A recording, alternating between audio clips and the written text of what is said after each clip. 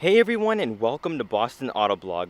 Today, I'm going to take a look at the 2018 Alfa Romeo TI Sport. But first, I'd like to thank Alfa Romeo of Boston in Wayland, Massachusetts for allowing me to do this review. And so, without wasting any further time, let's get right into it.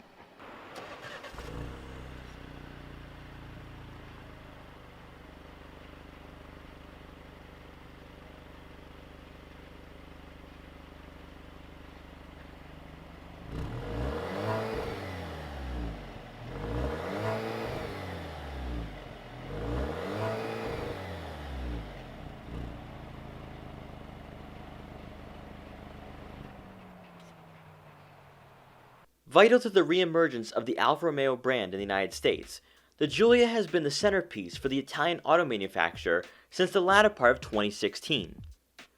Right out of the gate, the Giulia was pinned against the BMW 3 Series, Mercedes-Benz C-Class, and Audi A4.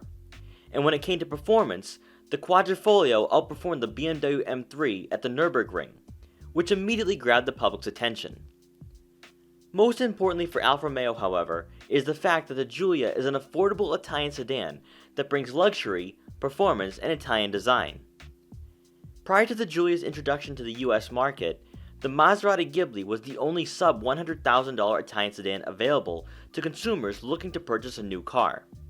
Working in Alfa Romeo's favor was a growing desire by many to have another option besides German auto brands. The Giulia brought a breath of fresh air and a new look for those who wanted to stand out from the crowd. Italian car brands, particularly Alfa Romeo, put an emphasis on creating an emotional attachment to the car and the driving experience. Soul and passion are two words that are often associated with Alfa Romeo vehicles. Whether that has anything to do with the appearance or the connection between the driver and vehicle is something that many car enthusiasts crave and yearn to experience at least once. So let's take this TI Sport out for a quick test drive to see if I catch the bug that infects enthusiasts of all ages.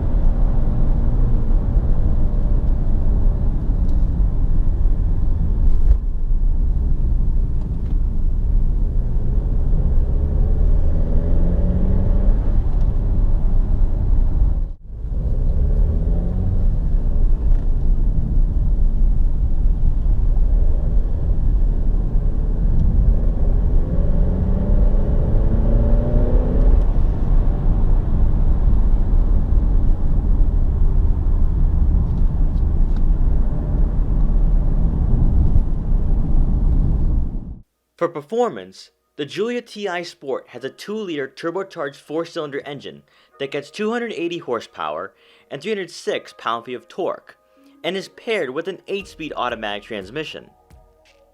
The Giulia will go from 0 to 60 in 5.1 seconds if you opt for Alfa Romeo's Q4 all-wheel drive system.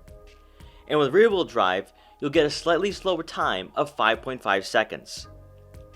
To put this into perspective, the Giulia is quicker to 60 miles per hour than the Audi A4, BMW 330i, and the Mercedes-Benz C300.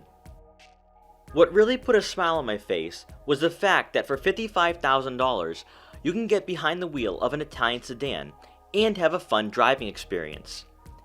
In a segment that is dominated by German luxury brands, it's refreshing to have another option that provides its own characteristics and feel.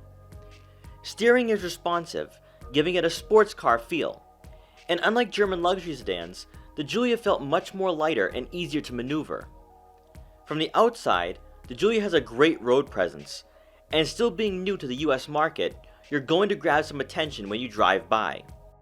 For anyone wondering what's the difference between the TI and TI Sports trims, aesthetically, the TI will have a slightly less aggressive appearance, with 18-inch wheels with all-season performance tires being your only option. While with the TI Sport, you can upgrade to 19-inch wheels that you'll find on the Quadrifoglio. And when paired with the rear-wheel drive drivetrain, you'll have the ability to choose between all-season and summer performance tires. There will also be a difference from front to rear with the TI Sport, which includes the upgraded front and rear sport fascias. Inside on the TI Sport, you'll be greeted by power-adjustable heated sport leather seats, whereas the TI won't have that option. The Giulia TI Sport we're taking a look at today is fully loaded, which includes all optional packages, such as active suspension, a limited slip differential rear axle, adaptive cruise control, a forward collision warning system, lane departure warning, and blind spot and cross path detection, to name a few. Along with the sports leather seats, this Giulia also has a leather dashboard, which is part of the TI leather package. And for an additional $900, the Giulia gets the upgraded Harman Kardon premium audio system. Once you get behind the wheel, you'll first notice the aluminum paddle shifters that will immediately give you a sports car feel. You'll get a digital information display in the center of the instrument cluster. And moving over to your center console, there'll be an 8.8-inch screen with a navigation system. Surprisingly, it's not a touchscreen, and to scroll through the infotainment system, you have to use the dial and touchpad that can be found with your drive mode selector and volume control. You'll have 3 different driving modes to select from: Dynamic, Normal, and Advanced Efficiency. For me personally, I'll stick with Dynamic. One word that would describe the center console of the Giulia would be minimalistic. There's very few buttons, which are predominantly for the climate control and heated seats. But even the infotainment system itself isn't as in-depth or complex as other European sedans. However, with that being said, the driving experience is going to keep you so engaged that you won't be focusing on the technology aspect. To be honest, the Alfa Romeo Giulia in its current form will be better suited with a manual transmission, as Alfa Romeo clearly wants the driver to enjoy every minute behind the wheel. And you'll notice that immediately once you take the car out on a road with twists and turns.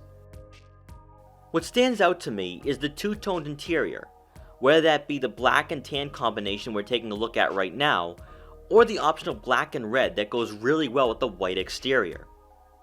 Above, this Giulia has the optional dual-pane sunroof that adds a luxurious element to the interior. For the center storage compartment, you'll have enough room for smartphones and other small items. There will also be 2 USB inputs and a 12-volt outlet. A design feature I like is that the cup holders can be conveniently hidden, giving the center console a more sleek appearance. Taking a quick look at the back, passengers will get 2 rear air vents and a USB input. Overall, the Giulia commands a great road presence, and its distinctive look, whether it's the TI or the Quadrifoglio, is going to get you noticed. If you don't need the best infotainment system and just want to have fun when you go out for a drive, the Alfa Romeo Giulia is a car you should definitely consider when shopping for a new sedan. Once again, I'd like to thank Alfa Romeo of Boston for allowing me to film, test drive, and review the 2018 Alfa Romeo Giulia TI Sport. Their link will be in the description below, so you can check out their extensive Alfa Romeo inventory. I hope you enjoyed this review. Please like, comment, share, and subscribe for more, and I'll see you next time.